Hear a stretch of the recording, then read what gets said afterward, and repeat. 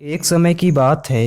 एक बौद्ध भिक्षुक भोजन बनाने के लिए जंगल में लकड़ियां चुन रहा था। तभी उसने बिना पैरों की लोमड़ी को देखते हुए मन ही मन सोचा, आखिरकार यह लोमड़ी इस हालत में जिंदा कैसे है, और ऊपर से यह बिल्कुल स्वस्थ भी है। वह अपने ख्यालों में खोया हुआ था कि अचानक चारों तरफ हल्ला होने लगा। जंगल का राजा शेर उस तरफ से आ रहा था। भिक्षुक भी तेजी से भागते हुए एक पेड़ पर जाके चढ़ गया और वहीं से सब कुछ देखने लगा। शेर ने एक हिरण का शिकार किया और उसे अपने जबड़ों में दबाकर लोमड़ी की तरफ बढ़ रहा था, पर उसने लोमड़ी पर हमला नहीं किया, बल्कि उसे भी खाने के लिए मांस के कुछ टुकड़े डाल दिया। ये तो घोर आश्चर्य है। शेर लोमड़ी को मारने की बजाय उसे भोजन दे रहा था।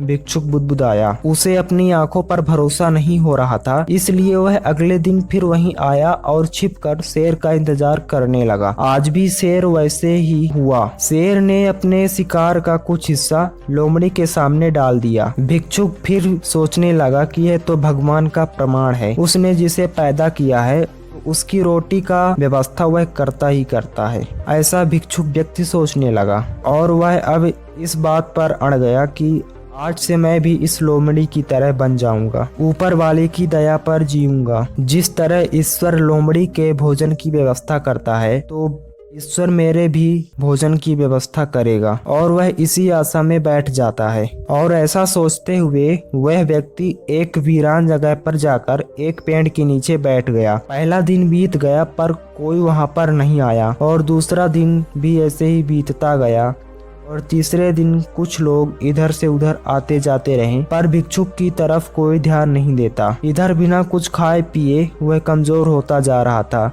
इसी तरह कुछ और दिन बीत गए।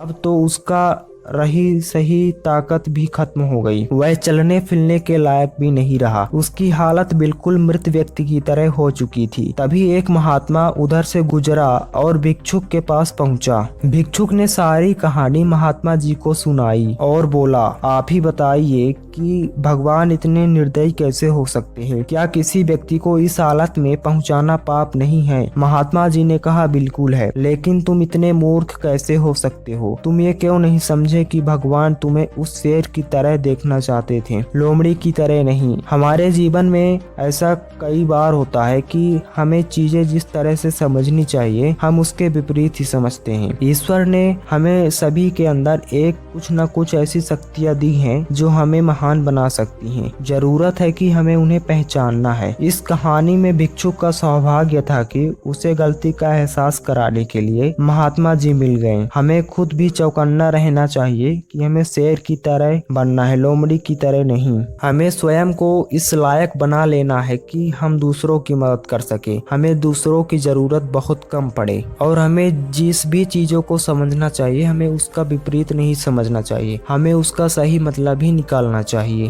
तभी हम जीवन में कुछ कर पाएंगे। जैसे कि वह भिक्षुक व्यक्ति ने देखा कि शेर लोमड़ी की मदद कर रहा था, तो उस भिक्षुक व्यक्ति ने सोच लिया था कि अब मुझे लोमड़ी की तरह बनना है। उसने ये नहीं सोचा कि मुझे शेर की तरह बन के मदद करना है। उसने उस बात का गलत अर्थ निकालकर अपना ही जीवन बर्बाद कर लिया था। तो हमें ऐसा नहीं करना है। यह छोटी सी कहानी आपको कैसी लगी, कमेंट बॉक्स में जरूर बताएं। धन्यवाद।